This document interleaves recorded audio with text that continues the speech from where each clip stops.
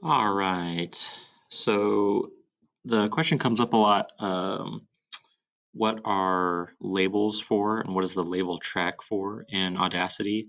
So we're going to go ahead and go over that really quick to explain what we can use that for and why we have it in our Audacity project. Okay. So the practice assignment, we just need to learn how to put it in. We're not really using it, and it doesn't make any sound. So I understand why folks are confused about what it's for. Um, so we need to know how to put it in for the practice assignment, but we will really start using these functions with what the label track is for in the final project. Um, so what that's going to include is basically if you have multiple audio tracks in your um, Audacity project, you can align them really, really well, quickly, easily, and precisely when you have the label track going on. It's really good. We're going to listen to this little track I've got going on in here just to see what it is, and then we're going to see what the label track can help us do. Okay, so here's this, what it sounds like right now.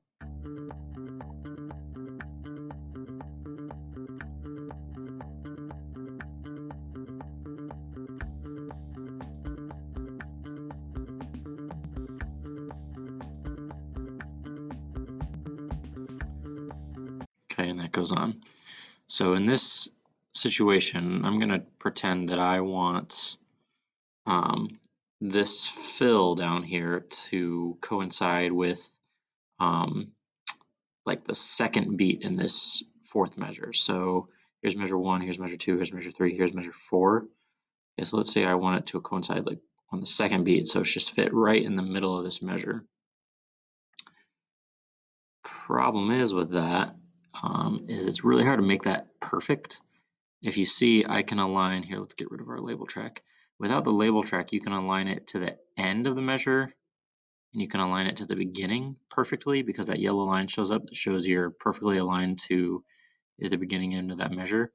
But if you want it right in the middle, there's no good way to do that unless you zoom in all the way. You can see I'm already struggling because now I lost what I was looking for. Hold on.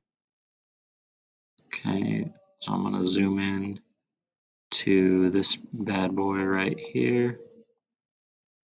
Okay, and then I can put that right there so it lines up with this beat here. Okay, I'm going to get even closer. And there, get that pretty close. Okay, so that's pretty close. And if it was only one, time I needed to do that, I might go through that work. But there's such an easier way to do that.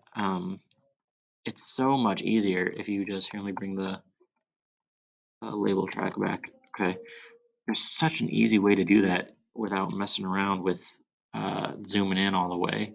Okay, if you got the label track in here, what you can do is use your time shift tool as we normally would and move this around. And see all those yellow lines that are popping up here?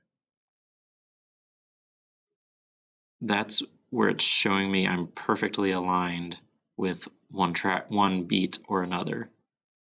Okay, so this fill is now aligned right there with that second beat in this measure. There it is aligned with that beat. There it is aligned with that beat. There it is aligned with that beat. So on. It's come on, buddy. Okay, there we go.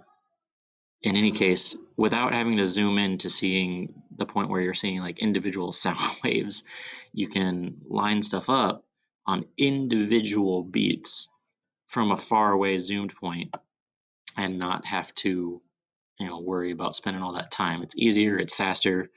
So what this is good for is when you've got multiple tracks and you want something to start later, you can line that up really, really easily.